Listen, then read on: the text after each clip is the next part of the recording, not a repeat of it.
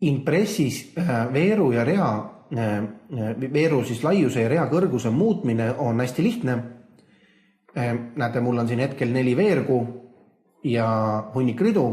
Ja nüüd, kui ma soovin mõne veeru laiust muuta, siis tuleb minna 2 veeru vahelise piirjoone peale. Vahet ei ole kas üleval või all. Ja siis vastavalt hoida siire vasakut klahvi all, saab näete seda veergu lohistada suuremaks ja väiksemaks. Mida kindlasti tuleks jälgida on see, et mida see teeb kogu tabeli suurusele.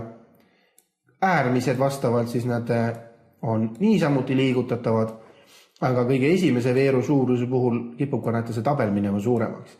Nii et siis tuleks seda kogu tabelit võib-olla väiksemaks tõmmata. Samamoodi rea kõrguse muutmine, lähete soovitud 2 rea vahele ja iire vasakul klahvi all hoides siis saate sikutada vastavalt suuremaks või väiksemaks. Nii et selliselt käib siis siin impressi tabelis rea kõrguse ja veeru laiuse muutmine.